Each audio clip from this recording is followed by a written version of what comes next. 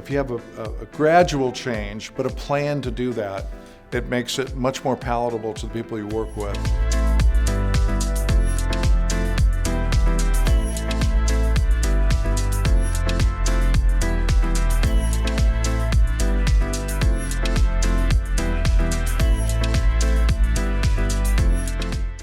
My name is Joseph Annotti. I am the president and CEO of Joseph Annotti Consulting, and I'm a longtime trade association executive, over 35 years experience in managing and running not-for-profit trade associations. Well, in the consulting arena, which is a relatively new arena for me, I try to help primarily boards and management teams get a handle on their strategic plan, their vision, their mission, their strategy, essentially helping them define their why and then map out a plan to accomplish that.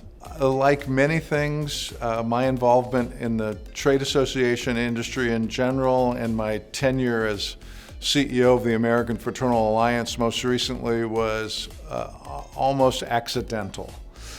And as fate would have it, I got a call from an executive recruiter who said, you know, the fraternal life insurers are looking for a CEO. Would you be interested? My first response was yes, absolutely. My second response was, what's a fraternal?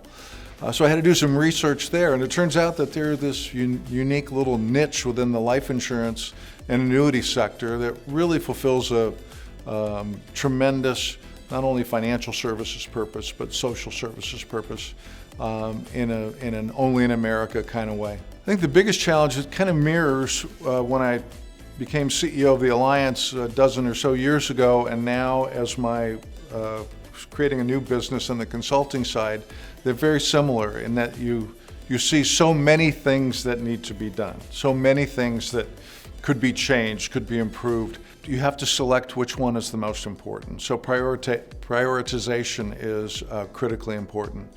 When I came to the Alliance, there was just a fundamental imbalance between revenues and expenses. And I wanted to come in there, you know, kind of both barrels blazing and make these big changes. And some of the best advice I was ever given was by the board chair at that time, a woman named Kate Routhwaite, who's retired since then. Tremendously wise and calm person, and she said, take your time. Take 6 months, study the organization, learn about it, learn about the people, watch what they do, learn about the members. And I took her words to heart, and I did that. When I came to them with ideas this time for some pretty significant changes, they were much more well received. If you have a gradual change, but a plan to do that, it makes it much more palatable to the people you work with, and you have much more credibility in what you're trying to do.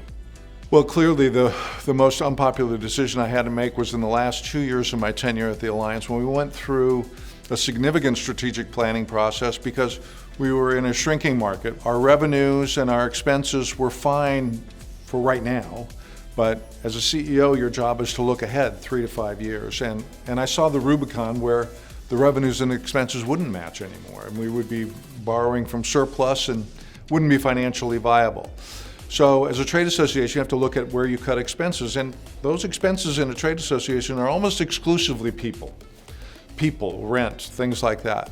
So we looked at our various options and came up with a plan that we could outsource most of our back room to an association management company and keep a couple of key staff who would work remotely, eliminating rent and eliminating a lot of staff. And that was truly a difficult decision because I had 10 people who were going to lose their jobs.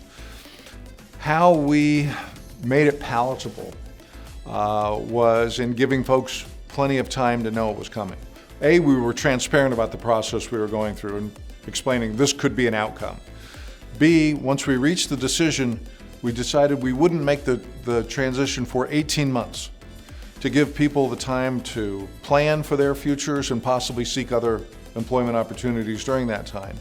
And then we created a very generous incentive compensation program to allow people that wanted to stay for the full 18 months to get a very nice parting gift as they went on and planned their career. As a result, 7 of the 10 people stayed for the full 18 months. We lost 3 people, but we expected to lose more than that. And we made the transition very successfully, and today that organization is not only financially viable and sustainable on an independent basis for literally years to come, it's doing so in a way that it's actually enhanced its value to members and increased its ability to provide products, services, benefits, particularly in the advocacy arena, to members.